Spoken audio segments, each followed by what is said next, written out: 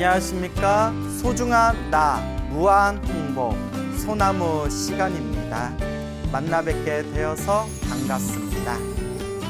부처님 당시에 있었던 일입니다.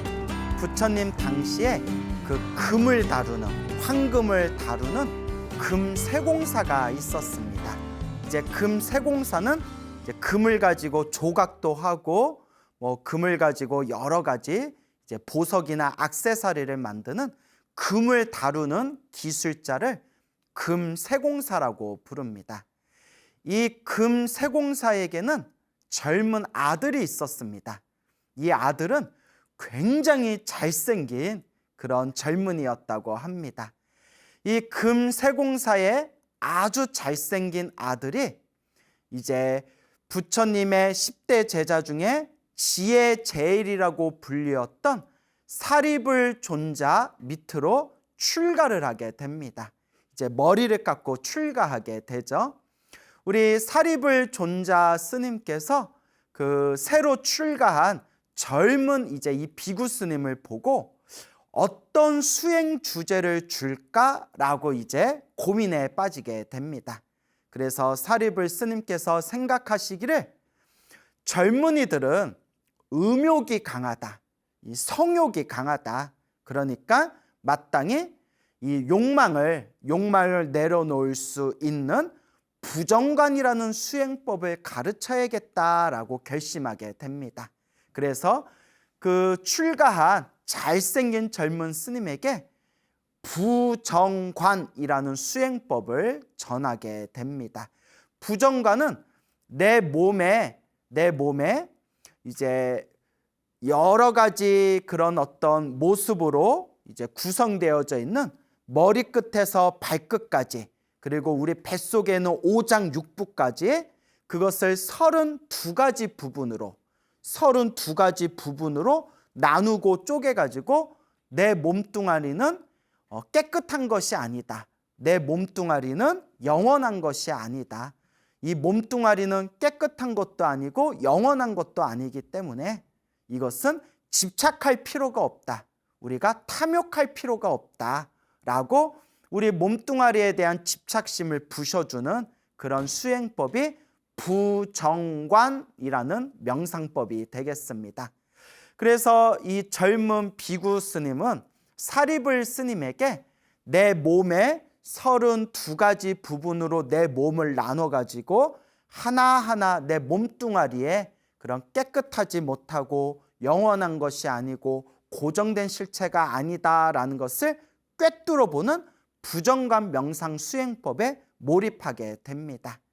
그래서 지혜제일 사리불 스님에게 이제 부정관이라는 수행 주제를 받고 한 달 동안 열심히 이제 수행을 했습니다. 산속에서 한 달 동안 열심히 수행을 한 뒤에 이제 스승이신 사리불 스님에게 이제 오게 됩니다. 사리불 스님이 이제 젊은 비구 스님에게 이제 질문하기를, 그래, 그동안 한 달 동안 수행하면서 수행의 성과가 있었는가, 수행의 진보가 있었는가라고 물어보셨는데, 이 젊은 비구 스님이 아무런 효과도 없었습니다, 아무런 그런 수행의 진보도 없었습니다 라고 대답을 합니다. 그러니까 사리불 스님께서 그래, 이 수행법은 중요한 수행법이니까 다시 한번 더 열심히 수행을 해라, 하다 보면 이제 마음에서 크게 깨닫는 바가 있을 거다, 그러니까 이 부정관 수행을 조금 더 열심히 해라 라고 당부했다고 합니다. 그래서 스승이신 지혜제일 사리불 스님의 이제 격려를 듣고 다시 이제 또 산속에 들어가서 한 달 동안 또 열심히 공부를 하고 수행을 했는데 한 달이 지나서도 또 아무런 수행의 진보가 없었습니다. 그래서 사리불 스님이 다시 그 젊은 비구 스님에게 부정관이라는 수행 주제의 의미는 무엇이고 이 수행 방법을 통해서 우리는 어떤 깨달음을 얻을 수가 있고, 그리고 이 수행법은 어떻게 닦아야 되는지, 이 수행법의 진정한 의미가 어디에 있는지에 대해서 젊은 비구 스님한테 상세하게, 자세하게 수행법을 전했다고 합니다. 그렇게 다시 스승이신 사리불 스님의 이제 격려와 자상한 가르침을 받고 이제 숲속에 들어가서 다시 또 한 달 동안 열심히 이제 수행을 했는데, 한 달 동안 또 열심히 수행을 했는데도 젊은 비구 스님은 이 부정관이라는 명상법을 통해서 아무런 수행의 진보도 얻을 수가 없었다고 합니다. 그렇게 이제 3개월이 후딱 지나가 버린 거예요. 부정관이라는 명상 주제를 받고 산속에 들어가서 처음 한 달 수행했고, 또 두 번째 한 달 수행했고, 세 번째 한 달 수행해서 이제 3개월이 훌쩍 지나갔는데도 이 젊은 비구 스님은 아무런 그런 수행의 진보를 얻을 수가 없었다고 합니다. 지혜제일이신 사리불 스님께서 또 고민에 빠집니다. 저 젊은 비구 스님이 수행을 하고자 하는 의지도 있고 깨달음의 도로 나아가고자 하는 의욕도 있는데 왜 부정관 명상수행법을 저렇게 몇 개월 동안 열심히 했는데도 아무런 수행의 진보가 없는 것일까? 왜 그럴까? 하고 사리불 스님께서 고민에 빠지시게 됩니다. 그리고 사리불 스님께서 문득 이런 생각을 하게 됩니다. 혹시 내가 저 젊은 비구 스님의 타고난 성향, 타고난 성질을 내가 잘 파악을 하지 못했기 때문에 내가 올바른 수행의 길로 이끌어주지 못한 것은 아닐까라고 생각이 들면서 마땅히 저 젊은 비구 스님을 데리고 우리 스승이신 거룩하신 부처님께 가서 부처님께 직접 여쭤봐야 되겠다라고 이제 생각을 하게 됩니다. 그래서 우리 사리불 스님께서 그 젊은 비구 스님을 데리고 부처님이 계신 사원에 가서 부처님께 전중하게 이제 절을 올리고 부처님께 자초지종을 설명하게 됩니다. 거룩하신 세존이시여, 저 젊은 비구 스님이 나이도 젊고 그리고 한창 성욕이 넘칠 때라서 제가 이 몸뚱아리에 대한 집착과 욕망을 부셔버리는 부정관이라는 명상법, 부정관이라는 수행 주제를 주었습니다. 근데 저 젊은 비구 스님이 깨달음을 얻고자 하는 의지도 있고 의욕도 있는 수행자인데, 비구 스님인데, 그런데 몇 개월 동안 부정관이라는 수행 주제를 가지고 수행을 했는데도 아무런 수행의 진보가 없습니다. 그래서 부처님께 직접 찾아왔습니다 라고 부처님께 자초지종을 고하게 됩니다. 우리 거룩하신 석가모니 부처님께서는 수없는 과거 전생에서부터 수없는 윤회의 삶 동안 육바라밀, 보시, 지계, 인욕, 선정, 정진, 지혜, 이 6가지 바라밀을 완벽하게 완성하시고 모든 지혜와 자비와 신통과 복덕을 완벽하게 갖추신 분이 바로 우리 부처님이십니다. 그래서 부처님께서는 당신의 신통의 지혜로서 숙명지를 발휘하시게 됩니다. 숙명지는 숙명통의 지혜입니다. 숙명통은 모든 중생들의 과거의 과거 전생까지, 모든 중생의 무한의 정생까지 완벽하게 꿰뚫어보는, 모든 중생들의 전생을 무한까지 꿰뚫어보는 그런 신통의 지혜를 숙명통의 지혜, 숙명통 혹은 숙명지라고 부르게 됩니다. 부처님께서 이 젊은 비구 스님의 그 과거 전생을 완벽하게 꿰뚫어 보십니다. 그리고 부처님께서 다음과 같이 그 젊은 비구 스님의 성향을 완전하게 파악을 하십니다. 부처님께서 숙명통의 지혜로서 그 젊은 비구 스님이 수없는 과거 전생에서 무려 500생 동안 금 세공사의 아들이었고, 그리고 금을 세공하는 직업을 가지고 있었다라는 것을 완벽하게 꿰뚫어 보십니다. 그러니까 500생 동안 황금을 다루던 사람이었던 겁니다. 그래서 부처님께서 황금은 찬란하고 귀하고 아주 그냥 예쁘고 멋지지 않습니까? 그렇기 때문에 500생 동안 황금을 다뤘던 사람이기 때문에 저 사람은 부정관, 내 몸이 더럽고 영원하지 않고 고정된 실체가 없다, 내 몸뚱아리는 더럽다라고 관찰하는 부정관 수행 주제가 저 젊은 비구의 성향에는 맞지 않다라는 걸 완벽하게 꿰뚫어 보십니다. 부처님께서는 모든 중생의 수없는 과거 전생까지 다 꿰뚫어 보시고 지금 눈앞에 있는 이 중생이 어떠한 성격을 가지고 있는지, 어떠한 성향과 어떠한 수준과 어떠한 능력이 있는지를 완벽하게 꿰뚫어 보시는 겁니다. 그래서 부처님께서 그 젊은 비구 스님의, 그 잘생긴 젊은 비구 스님의 성향과 근기 수준을 완벽하게 꿰뚫어 보시고 부처님께서 새로운 수행 주제를 주십니다. 젊은 비구여, 그대는 더 이상 부정관이라는 수행을 닦지 말아라. 그대는 내가 지금 새로운 수행 주제, 새로운 명상의 수행 주제를 줄 테니 그것을 집중하고 관찰하여라 하시면서 부처님께서 신통력으로 황금으로 된 연꽃을 신통력으로 짠 하고 만드시고 황금 연꽃을 그 비구 스님에게 줍니다. 젊은 비구 스님에게 신통력으로 만든 황금 연꽃을 이제 건네주게 됩니다. 건네주시면서 이와 같이 자상하게 말씀을 하십니다. 그대여, 비구여, 이 황금 연꽃을 가지고 저 연못이 있는 저 사원에 가서 그 모래에다가 이 황금 연꽃을 꽂아놓고 이 황금 연꽃을 가만히 바라봐라. 이것이 그대의 새로운 명상의 수행 주제이다.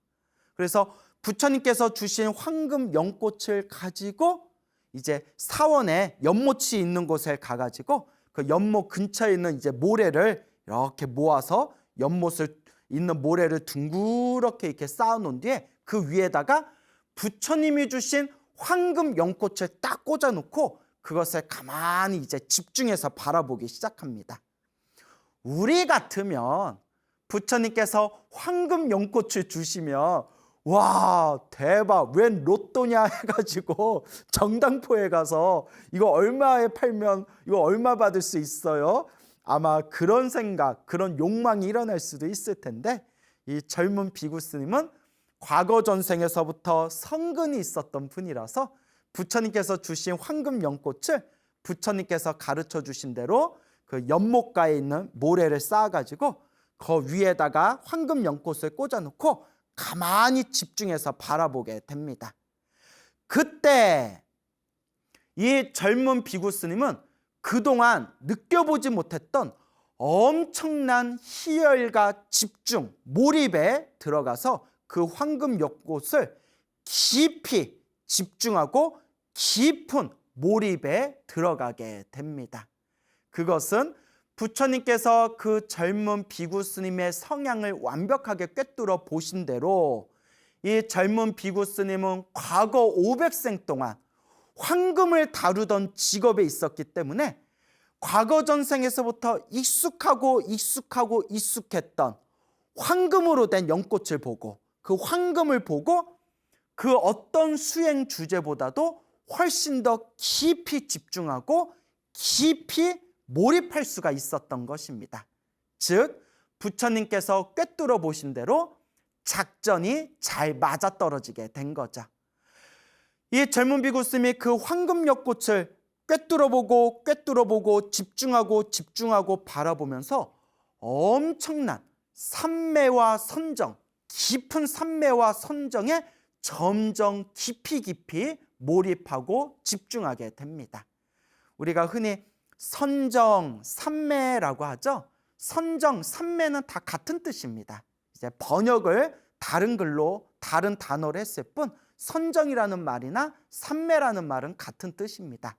선정과 삼매는 한마디로 정신통일입니다. 정신통일. 정신을 하나로 통일하여 몸과 마음이 고요해진 깊은 상태를 선정삼매라고 합니다. 이 젊은 비구 스님은 황금으로 된 연꽃을 바라보면서 아주 깊은 선정삼매에 몰입하게 됩니다. 황금 연꽃을 바라보면서 깊은 선정삼매에 빠져들게 된 이 젊은 비구 스님은 아주 짧은 순간에 그 황금 연꽃에 집중하던 그 마음에서 그 현상을, 일어나고 사라지는 현상을 있는 그대로 바라보고 통찰하는 이른바 윗바사나 지혜가 펼쳐지게 됩니다. 윗바사나 지혜. 우리 불교 명상은 크게 두 가지로 요약할 수가 있다고 합니다.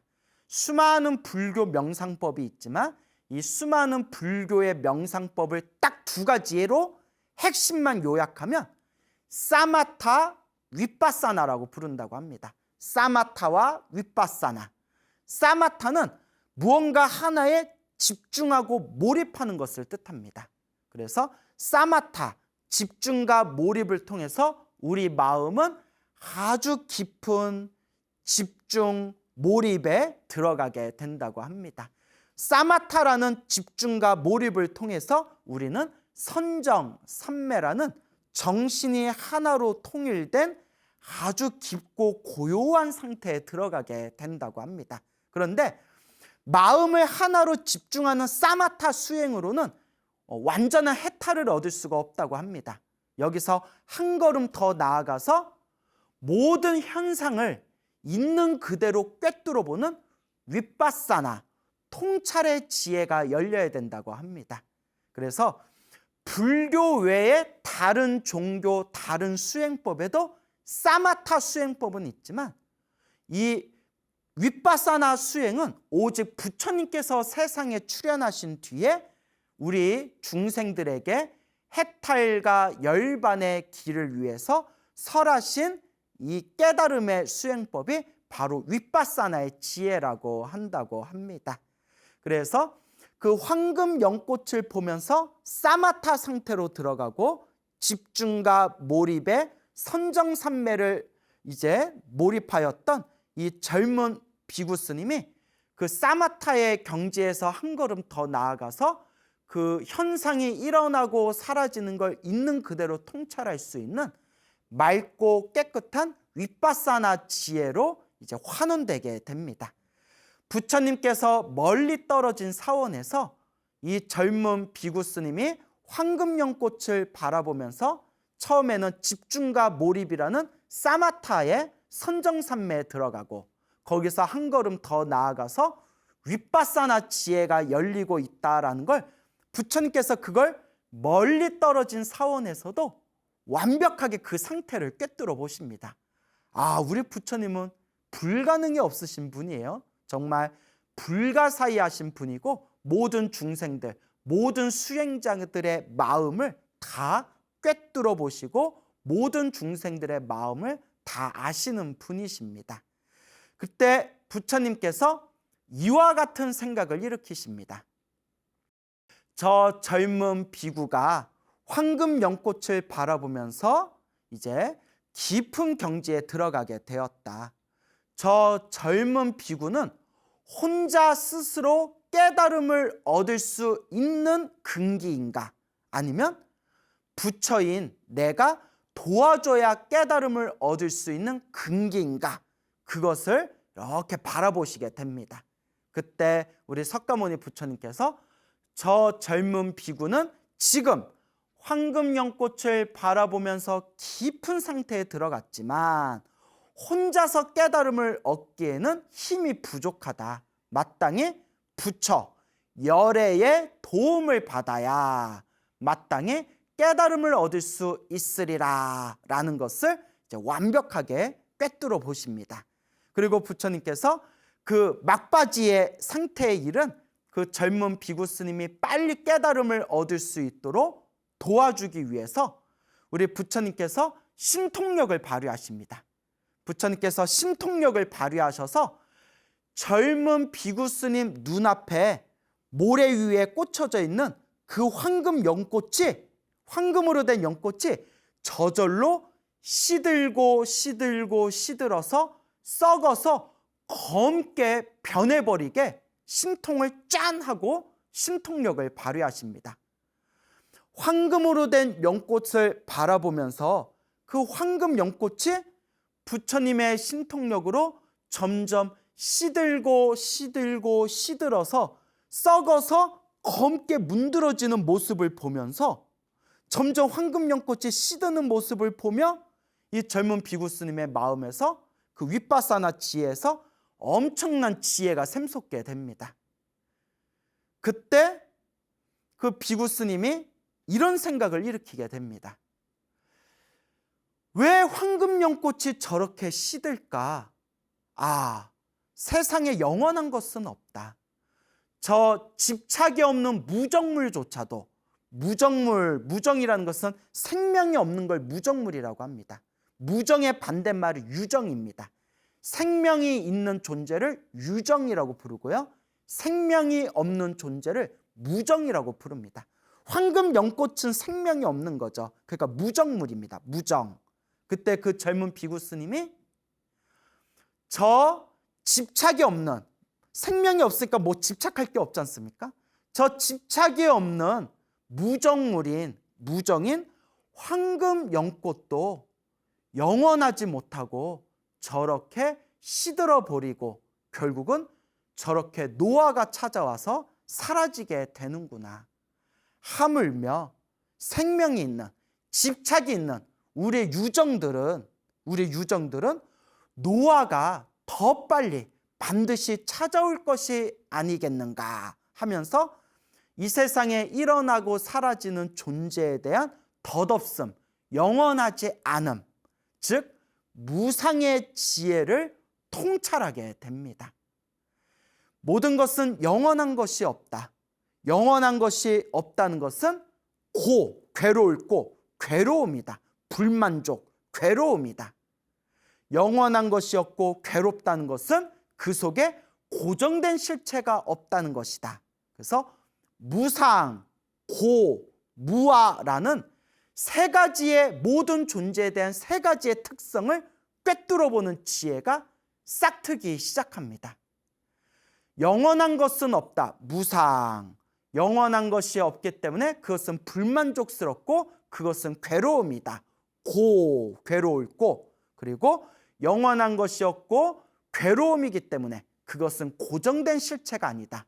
무아, 나라고 할 만한 고정된 실체가 없다. 무아, 무상, 무아라는 모든 존재에 대한 세 가지 특성을 꿰뚫어보는 그런 어떤 지혜가 밑바닥에서 샘솟게 됩니다. 바로 그 순간에 연못에서 어린 소년들이 몇 명이 우르르 그 연못가에 나타나서 연못에 뛰어들더니 연못에서 막 장난을 치다가 애들이 그 연못가에 있는 연꽃을 하나하나 뽑아가지고 그것을 이제 바닥에다 올려놓게 됩니다. 그때 아이들이 시끄럽게 떠들면서 연못 안에 있는 연꽃을 손으로 따다가 바닥에다 올려놓는 그 애들의 장난치는 모습을 젊은 비구 스님이 바라보다가 다음과 같은 모습을 목격하게 됩니다. 연못 안에 뿌리를 내리고 연못 안에서 이렇게 이제 꽃을 피운 저 연꽃이 물방울이 촉촉하게 젖어들면서 생생하게 아름답게 이쁘게 살아있는 저 연꽃이 뽑혀가지고 바닥 위에 올려놓고 햇볕 아래에서 잠깐의 시간이 지난 뒤에 점점 그 아름다웠던 연꽃이 완전히 생명의 기운을 잃어버리고 완전히 그 시들어버리는 모습을 보면서 이 젊은 비구 스님이 영원한 것은 없구나. 영원한 것은 없고 고정된 실체는 없구나라는 그런 완벽한 무상과 고와 무아에 대한 통찰을 얻으면서 아주 깊은 윗바사나 지혜가 펼쳐지게 됩니다. 그때 부처님께서 멀리 사원에 앉아 계시다가 바야흐로 저 젊은 비구 스님이 깨달음을 얻을 수 있는 시기가 도래했구나. 지금 딱 그 순간이구나 라는 것을 부처님께서 완벽하게 그것을 꿰뚫어 아시고는 호련히 심통력을 발휘하셔서 그 젊은 비구 스님 앞에 부처님께서 찬란한 모습으로 그 젊은 비구 스님 앞에 짠 하고 부처님이 나타나십니다. 그리고 부처님을 바라보고 있는 그 젊은 비구 스님에게 다음과 같은 개송을 설하십니다. 그대여, 가을에 핀 연꽃을 꺾어 버리듯이 그대 욕망을 꺾어 버려라. 부처님이 설하신 열반, 그 평화로 가는 길을 닦아라 라는 부처님의 설법을 눈앞에서 딱 듣는 순간 이 젊은 비구 스님이 가지고 있던 모든 번뇌와 망상과 집착이 산산이 부서지면서 그 젊은 비구 스님은 그 자리에서 모든 욕망과 번뇌가 사라진 거룩한 성자 아라한의 깨달음을 얻게 됩니다. 그래서 그 젊은 비구 스님은 이와 같이 위대한 아라한 성자가 되었다고 합니다. 자, 어떻게 이야기를 재밌게 들으셨습니까? 그런데 이 이야기 속에서 몇 가지 재미난 몇 가지를 우리가 꼽아서 생각해 볼 수가 있습니다. 자, 제가 지금 들려드린 이 젊은 비구 스님의 스토리를 가만히 이렇게 우리가 살펴보면 다음과 같은 재미난 이야기를, 재미난 사실을 우리가 짚어볼 수가 있는데요. 첫째,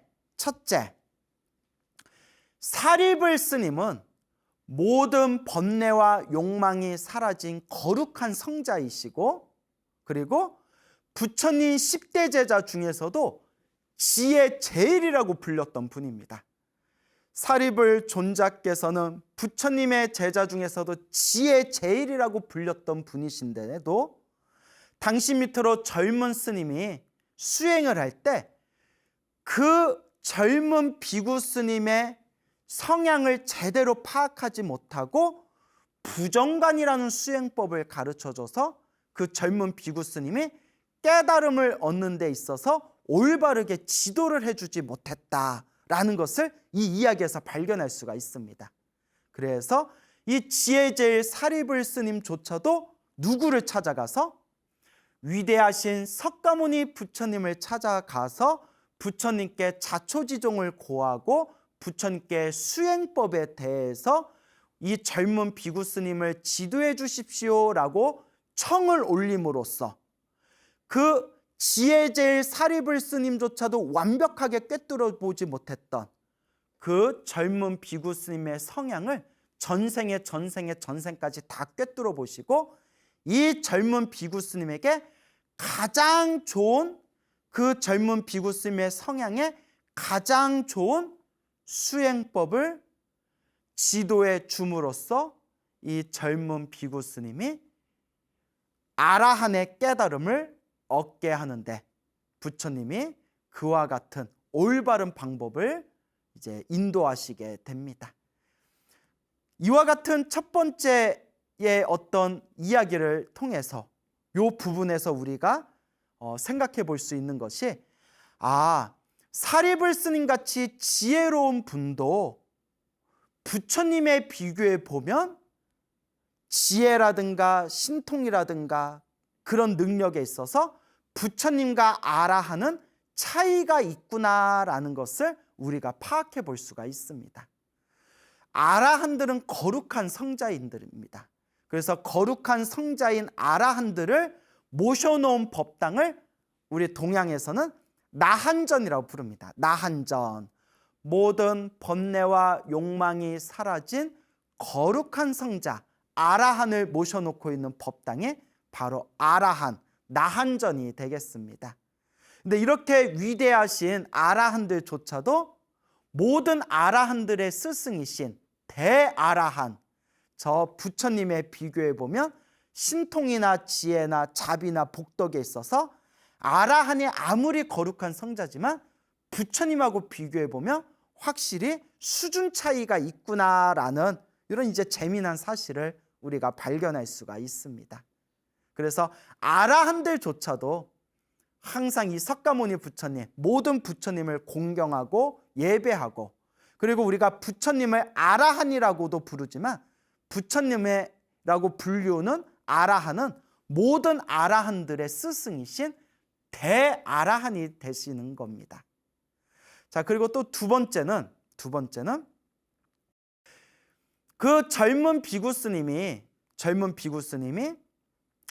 부정관이라는 수행 주제를 처음에 열심히 닦았지만 몇 개월 동안 아무 효과가 없다가 수행에 진보가 없다가 석가모니 부처님을 만나 뵙고 석가모니 부처님의 도움을 받아가지고 황금 연꽃을 바라보면서 이제 깨달음을 얻게 되는 내용이 펼쳐지게 됩니다.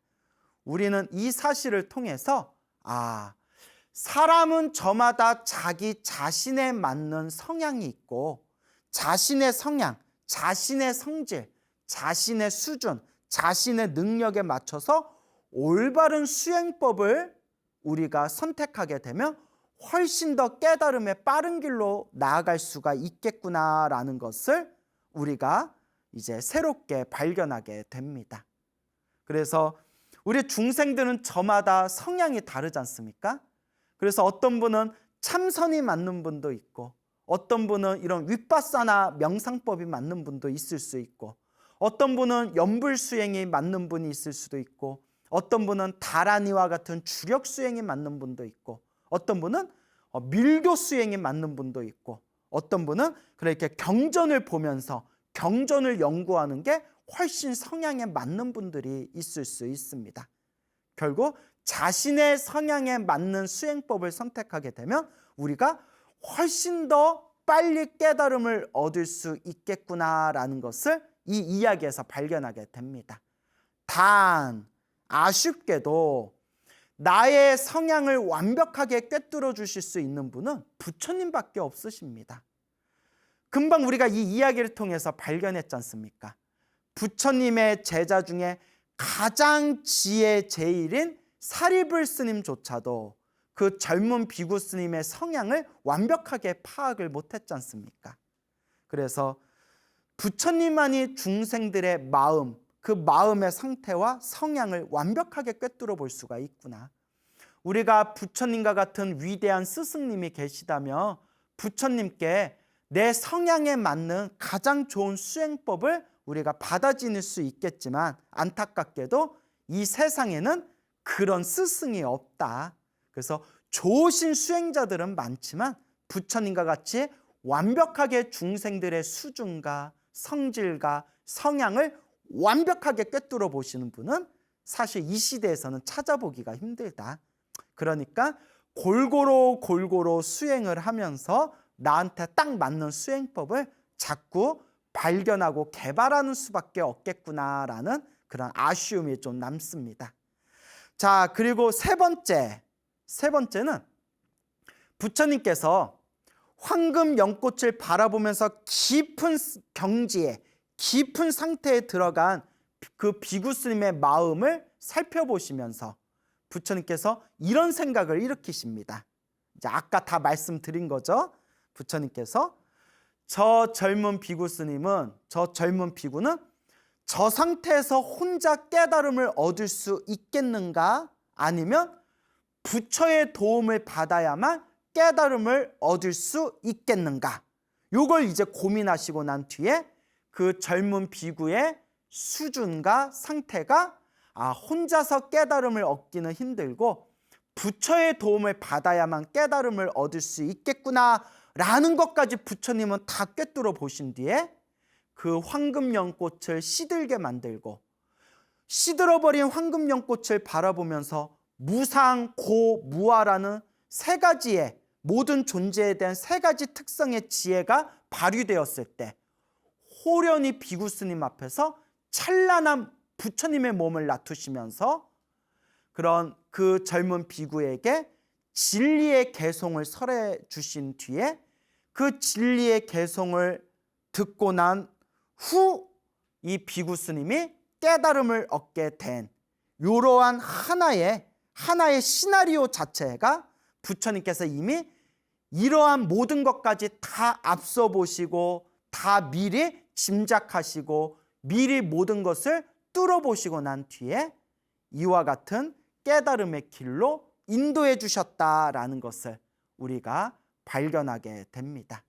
그러니까 우리 중생들도, 우리 수행자, 우리 불자들도 과거 전생에 내가 얼만큼 닦았냐를 통해서 이번 생에 스승의 도움 없이 바로 깨닫는 수행자도 있을 것이고, 반드시 수행자의 도움을 받아야만, 반드시 깨달은 자, 스승의 도움을 받아야만 깨달음을 얻을 수 있는 수행자도 있을 것이고, 혹은 과거 전생에서부터 너무 수행을 게을리해서 이번 생에 부처님을 실제로 만나고 부처님 밑에서 수행을 해도 이번 생에 깨달음을 얻지 못하는 그런 수행자도 있을 수가 있습니다.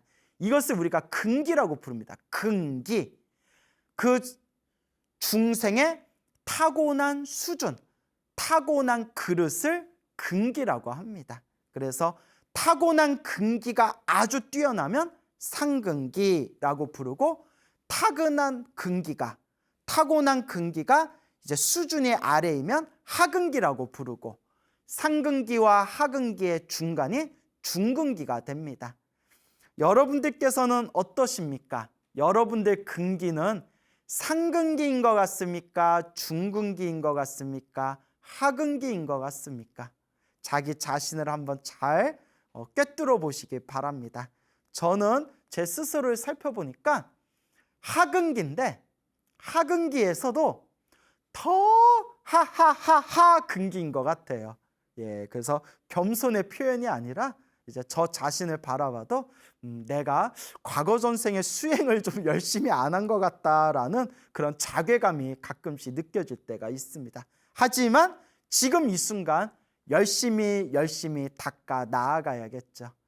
그래서 오늘 들려드린 황금 연꽃을 바라보면서 깨달음을 얻으신 이 젊은 비구 스님의 이야기를 통해서 우리가 간단하게 세 가지의 새로운 어떤 관점을 발견할 수가 있다. 첫째는 지혜제일 사리불 스님조차도 수행자의 성향과 그 수행자의 수준을 부처님처럼 완벽하게 꿰뚫어 볼 수가 없구나. 그래서 아무리 아라한들이 거룩하지만 이 아라한들의 스승이신 저 거룩하신 세존 부처님, 저 부처님과 비교해 본다면 저 위대하신 성자인 아라한들도 아무래도 부처님보다는 수준이 좀 낮은 것 같다라는 걸 우리가 발견해 볼 수가 있고요. 그러니까 우리가 부처님을 시아본사 서가모니불, 우리의 근본 되시는 스승님 부처님이라고 이제 부르게 되는 거겠죠.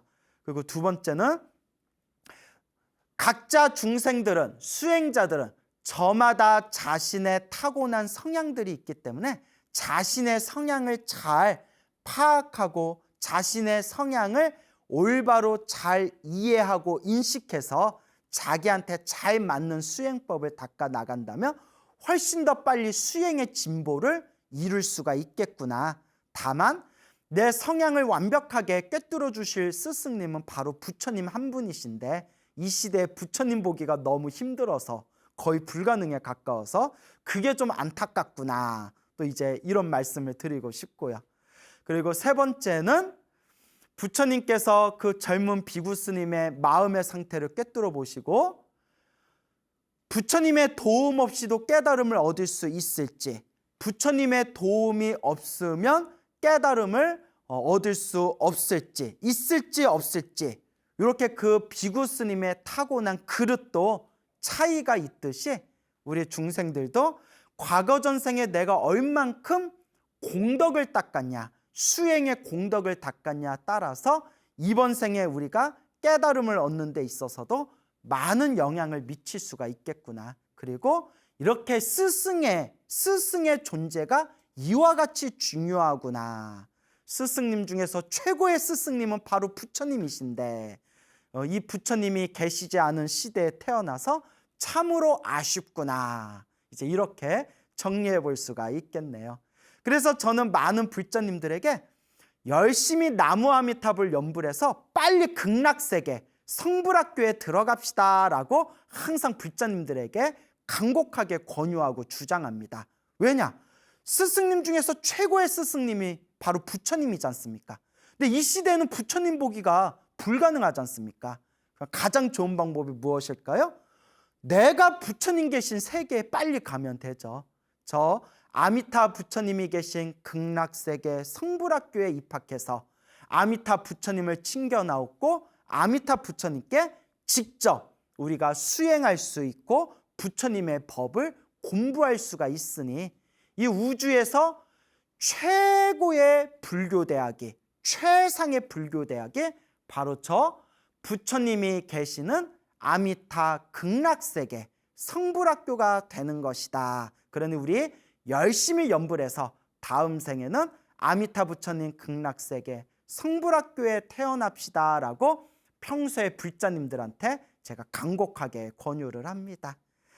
자, 우리가 비록 부처님께서 세상을 떠나시고 난 뒤에 한참 후에 2600년이 지난 한참 후에 지금에서야 사람 몸을 받아서 부처님의 법을 만났지만 비록 살아계신 부처님을 볼 수 없다 하더라도 다행히도 부처님께서 남기신 법문을 우리가 만나볼 수는 있습니다.